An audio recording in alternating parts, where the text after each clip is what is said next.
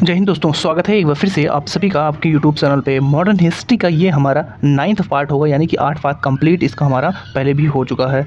अब ये जो 9th पार्ट आपका है, यहाँ तक अगर आप लोगों ने पूरा देख लिया तो ब्रिटिश सत्ता का विस्तार से संबंधित जो भी MCQ आपके इससे बनेंगे वो आप हैंडल कर पाएंगे। आपका 80% जो स्कोर का टारगेट हम लोग रखते हैं ना, ये 100% आप अचीव कर पाओगे।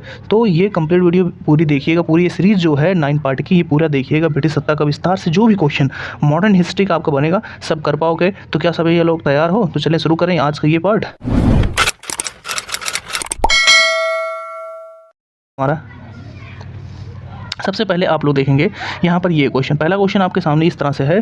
क्या पहला क्वेश्चन बोलता है, सहायक संधि के संबंध में किसने कहा था, जो सहायक संधि था उसके संबंध में किसने कहा था कि हमारी नीति और हमारे लक्ष्य ने भारतीय जो राज्य हैं उनको शून्य की स्थिति में पहुँचा दिया है। ठीक है, ये किसने कहा था कि शून्य की स्थिति में पहुँचा दिया है?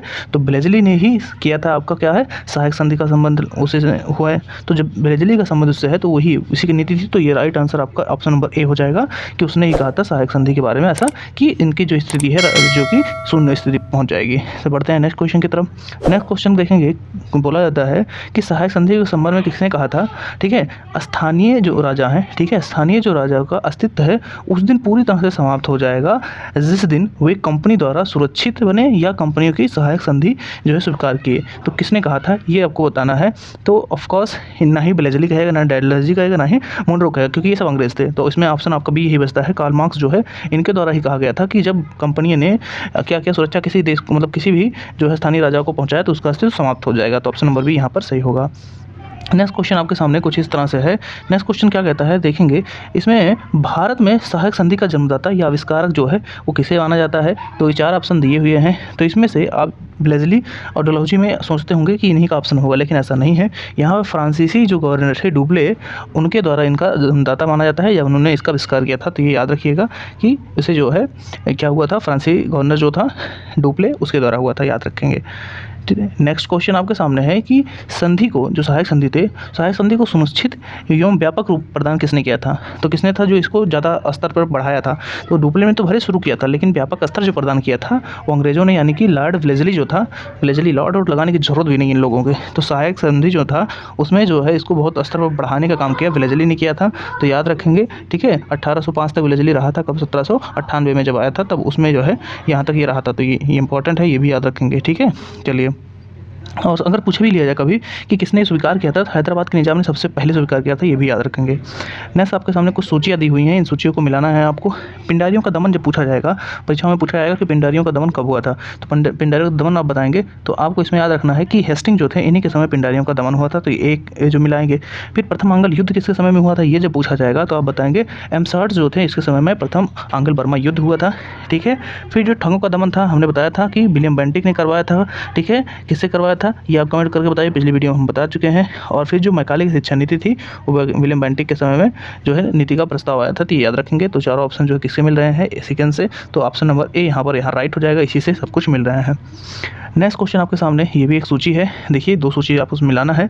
समाचार जो था उस पर प्रतिबंध जो है, समाचारों पर प्रतिबंध समाप्त किसने किया था। तो अगर समाप्त करने की बात पूछी जाएगी कि किसने समाप्त किया था, तो आप लोगों को इसको बताना है इसमें कि समाचार पे जो प्रतिबंध था वो किसने समाप्त किया था। तो मेटकॉफ का नाम सुना होगा। ठीक है, मेटकॉफ का नाम, तो मेटकॉफ ने ही किया था समाचार पत्रों पे जो प्रतिबंध था उसको समाप्त।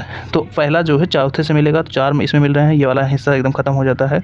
ठीक है, अगर जब बात की जाएगी आंग्ल अफगान युद्ध की, तो आंग्ल अफगान युद्ध किस समय हुआ था, ऑकलैंड जो था उसी समय में आंग्ल अफगान युद्ध। तो ये दूसरे से मिल जाएगा।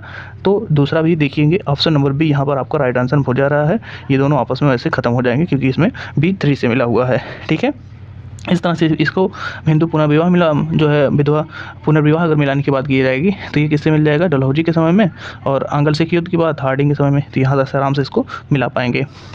देखिए आगे बढ़ने से पहले आपको मेक श्योर कर लेना है कि आपने चैनल पे अगर पहली बार आए हैं और आपने सब्सक्राइब नहीं किया, सब्सक्राइब करके बेल आइकन दबाएंगे, वीडियो को लाइक करेंगे, कमेंट करके बताएंगे अब नेक्स्ट सीरीज़ इसका क्या होना चाहिए, मॉडर्न हिस्ट्री का, या किस चीज़ को आप चाहते हैं टॉपिक बताइएगा।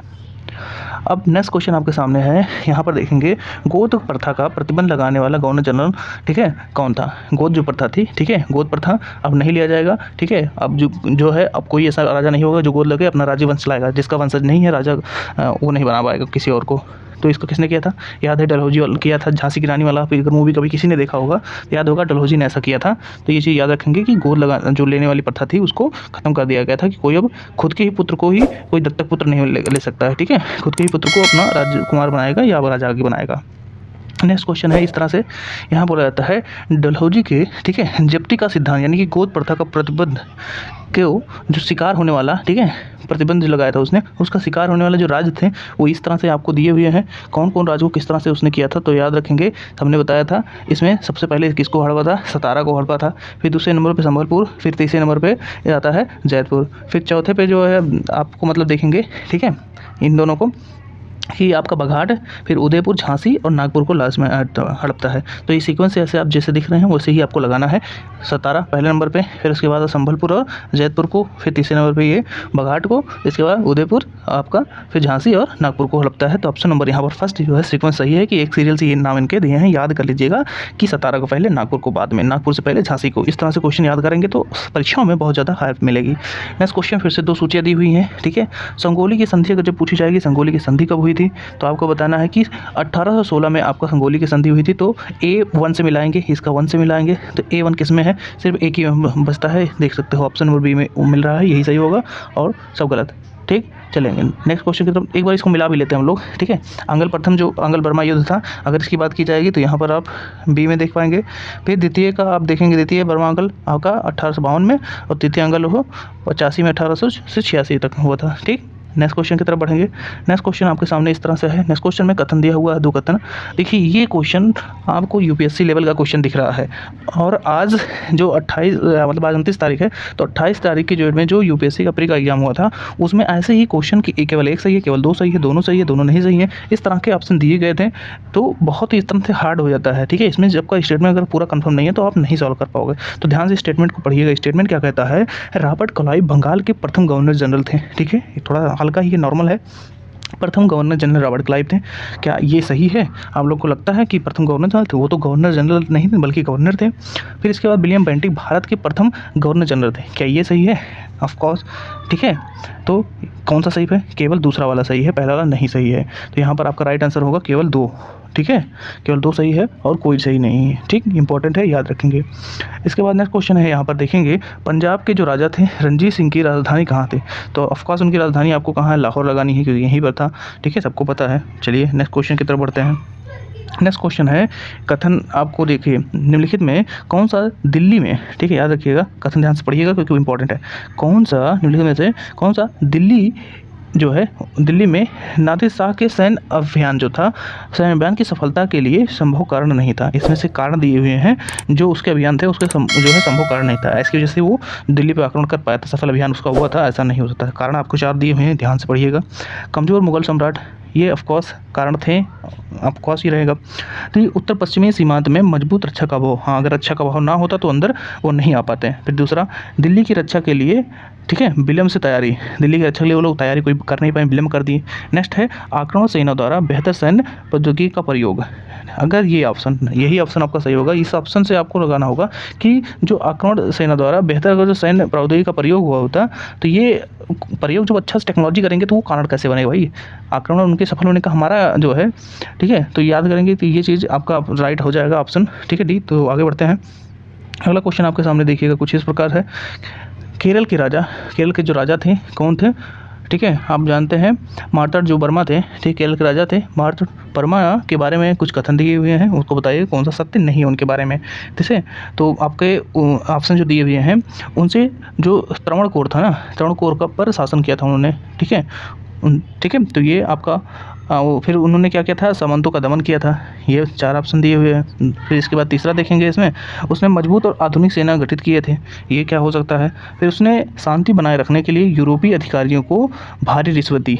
तो इसमें आपका अगर हम चेक करेंगे तो त्रावणकोर पर शासन किया था, फिर सामंतों का दमन भी किया था, ठीक है, और उसने जो है मजबूत और आधुनिक सेना गठित भी की थी। ये आपका सब कुछ सही है, बस ये जो रिश्वत वाली बात है ना, भारी रिश्वत दी थी, ये सत्य नहीं है। तो यही आपका राइट हो जाएगा, ठीक है। 18वीं शताब्दी में में केरल के तलवार जोकोर था। एक राजा, कौन राजा? आपको इनका मर्तंड वर्मा जो है याद रखेंगे, इंपॉर्टेंट है। ठीक है, तो कब से कब तक शासन थे? 1700, अगर पूछा भी जाए तो याद करेंगे 1700, इनका नोट करेंगे आपका 1729 से लेकर ये 58 तक पूरे क्या थे, यहाँ पर ये शासक थे। तो इंपॉर्टेंट है, याद करेंगे। ठीक है, चलिए नेक्स्ट क्वेश्चन इस तरह से है, क्या कहता है, राज्य जो अपहरण नीति के बारे में कुछ कथन दिए हैं, कौन सा एक सही है? ठीक है, सही पूछा गया है, बताना है। तो इसमें से आप देखेंगे चारों ऑप्शन, एक बार ध्यान से पढ़ेंगे तो इसका सही जवाब मिल पाएगा। तो सबसे पहले यहाँ पर ऑप्शन देखेंगे, पहला ऑप्शन है, इनसे भारतीय शासकों को उत्तराधिकारी गोद लेने की अनुमति नहीं दी। ठीक है, उत्तराधिकारी गोद लेने की अनुमति नहीं दी, क्या ये सही है कि नहीं? ठीक है, फिर इसके बाद शासक की मृत्यु के पश्चात इसने गोद लिए गए उत्तराधिकारी को शासक करने की अनुमति नहीं दी। दूसरा ऑप्शन, तीसरा है, किसी शासक की मृत्यु हो जाने के पश्चात इसमें भारतीय राज्य का सम्मेलन अनिवार्य बना दिया गया, क्या ये हो सकता है?